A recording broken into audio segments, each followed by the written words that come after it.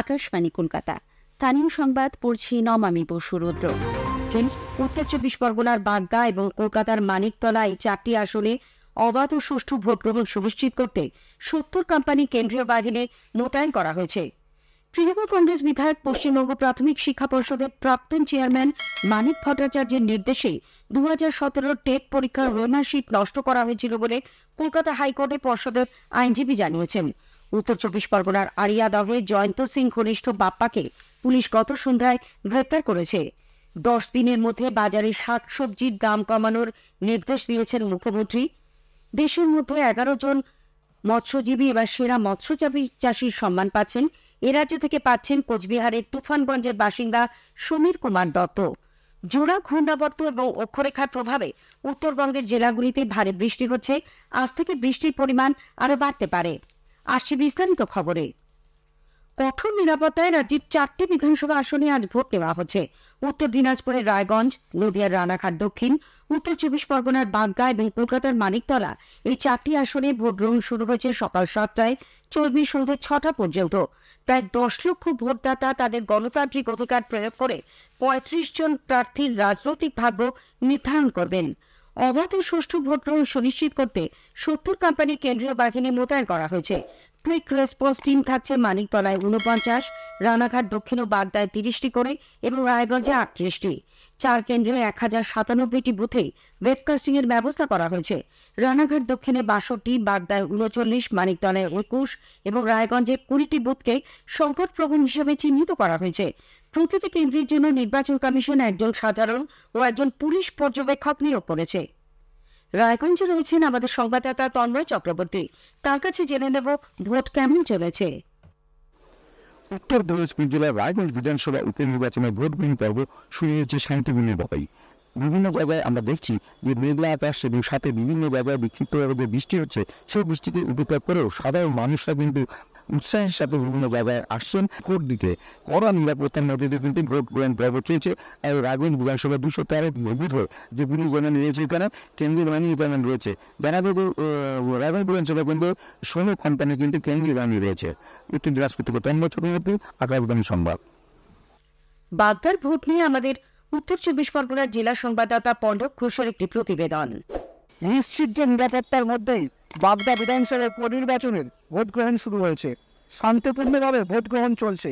মনোরম আবহাওয়ার মধ্যে সকাল সকাল ভোটদানের তাগিদে বুথগুলিতে ভোটারদের নন্দনন চোখে পড়ছে। প্রতিটি বুথে কেন্দ্র বাহিনী মোতায়েন রয়েছে। টহল দিচ্ছে কিউআরটি টিমও। 9 জন প্রার্থী বাগদা উপনির্বাচনে প্রতিদ্বন্দ্বিতা করছেন। অবাধ ও শান্তিপূর্ণ নির্বাচন করাতে বাগদায় 20 কোম্পানি কেন্দ্র বাহিনী মোতায়েন করেছে নির্বাচন কমিশন। পল্লব ঘোষ, আকাশবাণী সংবাদ, বাগদা, উত্তর 24 পরগনা। অন্যদিকে রানাঘাট দক্ষিণের ভোট গ্রহণ নিয়ে জানাচ্ছেন আমাদের নদিয়ার সংবাদদাতা অনুপম মোদক। নদিয়ার রানাঘাট দক্ষিণ বিধানসভার উপনির্বাচন শান্তিপূর্ণভাবে এগিয়ে চলেছে। সকালের দিকে মনোরম আবহাওয়া থাকায় বুথে বুথে ভোটারদের দীর্ঘ লাইন চোখে পড়ছে। 307টি বুথে অবাধ ও শান্তিপূর্ণ নির্বাচন করবার লক্ষ্যে 19 কোম্পানির কেন্দ্রীয় বাহিনী মোতায়েন করা হয়েছে। ভোট শুরু হওয়ার আগে থেকেই কেন্দ্রীয় বাহিনী বুথে বুথে টহল শুরু করেছে। অনুপম মোদক, আকাশবাণী সংবাদ, হবিবপুর, নদিয়া। এই 4টি আসনে ভোট গণনা হবে শনিবার 13 জুলাই। কোচবিহারে আরও একটি বিজেপি পরিচালিত গ্রাম পঞ্চায়েতের সংখ্যাগরিষ্ঠতা অর্জন করেছে তৃণমূল কংগ্রেস। মেখলিগঞ্জ ব্লকের পার মেখলিগঞ্জ গ্রাম পঞ্চায়েত গত পঞ্চায়েত নির্বাচনে 14টি আসনের মধ্যে তৃণমূল ও বিজেপি পেয়েছিল 7টি করে আসন। টসের মাধ্যমে প্রধান 2টি পদে জয়ী হয় বিজেপি। গতকাল এই গ্রাম পঞ্চায়েতে বিজেপি উপপ্রধান তৃণমূল কংগ্রেসে যোগদান করেন। এর ফলে তৃণমূলের সংখ্যা বেড়ে হল 8 এবং বিজেপির কমে দাঁড়ালো 6। তৃণমূল কংগ্রেস বিধায়ক পশ্চিমবঙ্গ প্রাথমিক শিক্ষা পর্ষদের প্রাক্তন চেয়ারম্যান মানিক ভট্টাচার্যের নির্দেশে 2017 টেট পরীক্ষার রোমার্কশিট নষ্ট করা হয়েছিল বলে কলকাতা হাইকোর্টে পর্ষদের আইনজীবী জানিয়েছেন।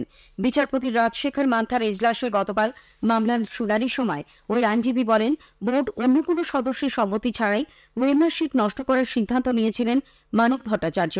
কোটি কোটি টাকার শিক্ষক নিয়োগ দুর্নীতি মামলায় প্রাক্তন পর্ষদ প্রধান এখন জেল হেফাজতে। এদিকে হাইকোর্টের নির্দেশে টেটের উধাও ওএমআর-শিটের তথ্যের সন্ধানে গতকাল কলকাতার সাদার্ন এভিনিউয়ের এস বসুরায় অ্যান্ড কোম্পানির দপ্তরে ফের হানা দেয় সিবিআই। ম্যারাথন তল্লাশি চলে। গত শুক্রবারই কলকাতার হাইকোর্টের বিচারপতি রাজশেখর মান্তা বলেছিলেন 2014 টেটের ওএমআর শিটের তথ্য উদ্ধার করতে প্রয়োজনে তৃতীয় পক্ষের সাহায্য নিতে পারে সিবিআই। সূত্রের খবর, এস বসুরা অ্যান্ড কোম্পানির কম্পিউটারে থাকা তথ্য খতিয়ে দেখে 2014 সালের টেট পরীক্ষার ওএমআর শিটের তথ্য খুঁজে বের করার চেষ্টা করছেন বিশেষজ্ঞরা।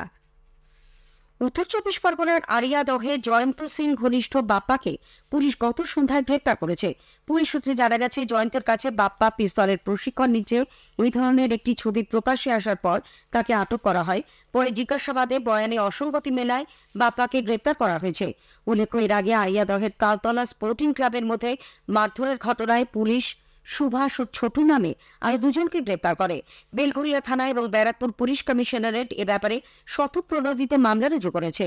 আগে জানানো হয়েছে, আরিয়াদহে মা ছেলেকে রাস্তায় ফেলে মারধরের ঘটনায় খবরের শিরোনাম হয়ে ওঠা জয়ন্ত সিং ও তার দলবলের কুকীর্তির আরও ভিডিও প্রকাশ্যে এসেছে। স্থানীয় তালতলা স্পোর্টিং ক্লাবের ভেতরে একজন মহিলাকে নৃশংসভাবে লাঠিপেটা করার ভিডিও নিয়ে রাজনৈতিক চাপানোতর তুঙ্গে। সোশ্যাল মিডিয়ায় ভিডিওটি প্রকাশ হওয়ার পর জাতীয় মহিলা কমিশন রাজ্য পুলিশের ডিজির কাছে 3 দিনের মধ্যে বিশদের অ্যাকশন টেকেন রিপোর্ট তলব করেছে। বিধাননগরের সর্দারপাড়ায় গত রাতে ছেড়ে ধরার সন্দেহে 3 জনকে মারধরের ঘটনায় চাঞ্চল্য ছড়ায়। পুলিশ আহত অবস্থায় 3 জনকে উদ্ধার করে থানায় নিয়ে যায়। স্থানীয় বাসিন্দারা জানিয়েছেন, ওই 3 জনকে সন্দেহজনকভাবে এলাকায় ঘোরাঘুরি করতে দেখা যায়। তারা একটি বাচ্চাকেও ডাকাডাকি করছিল। এই দেখেই তাদের সন্দেহ আরো জোরদার হয়। এরপর উত্তেজিত জনতা অভিযুক্তদের মারধর শুরু করে। হাওড়ার ডুমজুড়ে গত 11 জুন সোনার দোকানে ডাকাতির ঘটনায় এক মহিলা সহ 5 জনকে গ্রেপ্তার করা হয়েছে। হাওড়া পুলিশ কমিশনারেট ও বিহারের এসটিএফ যৌথভাবে বিহারের সমস্তিপুর ও বেগুসরাই জেলার 5টি জায়গায় তল্লাশি চালিয়ে এদের গ্রেপ্তার করে। ধৃতদের বর্তমানে বিহার পুলিশের হেফাজতে রাখা হয়েছে। তাদের পশ্চিমবঙ্গে আনার ব্যবস্থা করা হচ্ছে। স্থানীয় সংবাদ শুনছেন আকাশবাণী কলকাতা কেন্দ্র থেকে। দেশের মধ্যে 11 জন মৎস্যজীবী এবার সেরা মৎস্য চাষীর সম্মান পাচ্ছেন। জাতীয় মৎস্য চাষী দিবস উপলক্ষে আজ ব্যারাকপুরে কেন্দ্রীয় অন্তর্দেশীয় মৎস্য গবেষণা সংস্থা প্রাপকদের হাতে এই পুরস্কার তুলে দেবে। 1957 সালের আজকের দিনে ডক্টর হিরালাল চৌধুরী মাছের কৃত্রিম প্রজননে সফল হন। এই কৃতিত্বকে স্মরণে রাখতে 2000 সাল থেকে সারা দেশে দিনটি উদযাপিত হয়ে আসছে। সংস্থার ডিরেক্টর বসন্ত কুমার দাস আকাশবাণীকে জানান, মণিপুর, কেরালা, গুজরাট, পশ্চিমবঙ্গ, উত্তরপ্রদেশ, বিহার, ঝাড়খণ্ড এবং ওড়িশা থেকে নির্বাচিত 11 জন মৎস্যজীবী এবার সেরার সম্মান পাচ্ছেন। এ রাজ্য থেকে সেরার শিরোপা পেয়েছেন কোচবিহারের তুফানগঞ্জের বাসিন্দা সুবীর কুমার দত্ত।